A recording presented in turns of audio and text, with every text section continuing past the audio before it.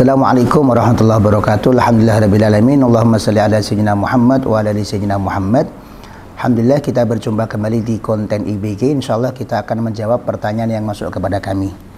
Assalamualaikum warahmatullahi wabarakatuh. Izin bertanya Gus, apakah dalam mandi besar itu diharuskan memakai sabun atau sampo? Bismillahirrahmanirrahim. Mandi besar itu sah apabila terpenuhi rukun-rukunnya. Dan rukun mandi junub itu hanya ada dua. Yang pertama adalah an-niyatu, niat. Yang kedua adalah mengalirkan air ke seluruh tubuh, dari mulai ujung rambut sampai ujung kaki. Dua hal dilaksanakan, maka hukumnya adalah sah. Tidak ada syarat harus memakai sabun, harus memakai sampo, harus menggunakan A, B, C, D, tidak. Yang penting niat mandi junub, nawaitul ghusla li raf'il hadasil akbari fardhon lillahi ta'ala, dan niat tersebut digerakkan di dalam hati bersamaan dengan ketika kita mengguyurkan air ke badan untuk pertama kali.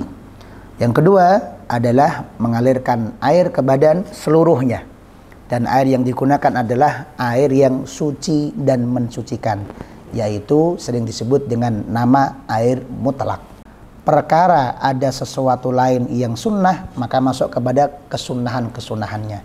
Di antaranya adalah apabila ada bagian kanan dan kiri, maka yang dibasuh adalah bagian kanannya dulu.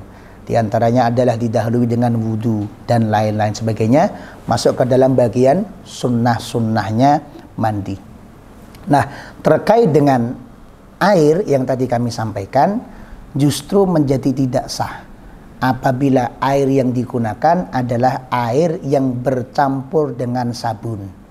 Kenapa? Karena air yang bercampur dengan sabun, maka namanya sudah bukan air mutlak, tapi namanya adalah air mutaghayyar, yaitu air yang kemudian bercampur dengan benda suci yang lain, semisal sabun, dan kemudian sampai merubah baunya atau rasanya atau warnanya.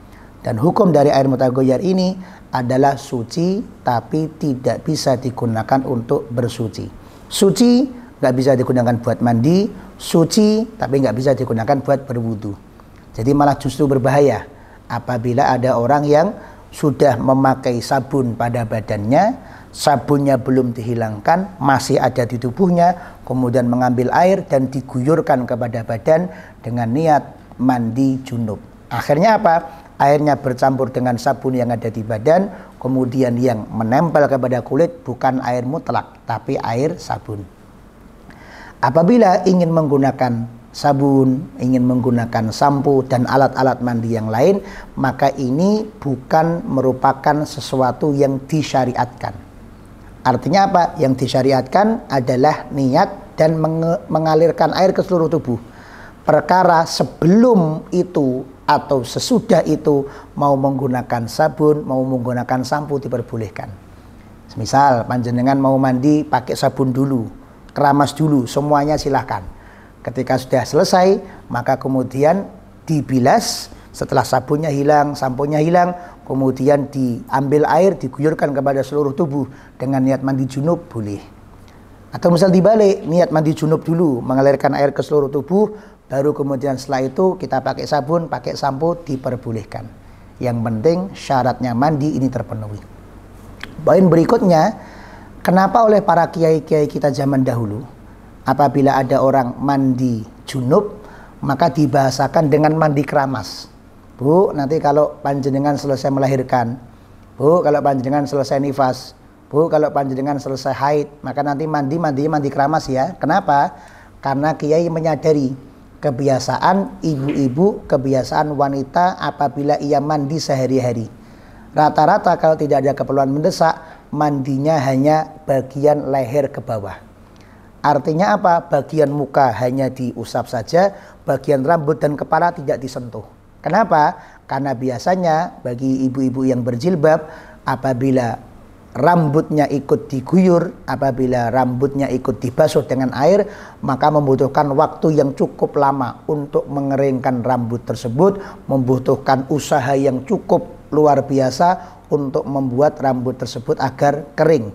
agar ketika dipakai jilbab, agar ketika dipasang kerudung tidak menjadikan sakit kepala, tidak menjadikan pusing buat dirinya.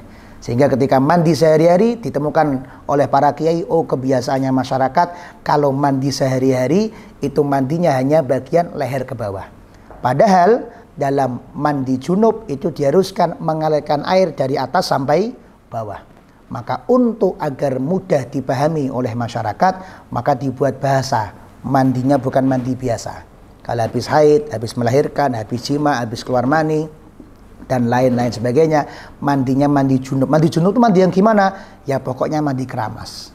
Kenapa digunakan mandi keramas? Karena kalau sudah mandi keramas berarti mandi yang membasahi seluruh tubuh, termasuk area kepala dan area rambut. Tapi yang menjadi poin penting, yang wajib bukan keramasnya, tapi yang wajib adalah mengalirkan air murni, mengalirkan air mutlak ke seluruh tubuh. Semoga dapat menjadi bekal yang lengkap untuk kita melaksanakan ibadah kepada Allah Subhanahu wa taala. Terima kasih. Assalamualaikum warahmatullahi wabarakatuh.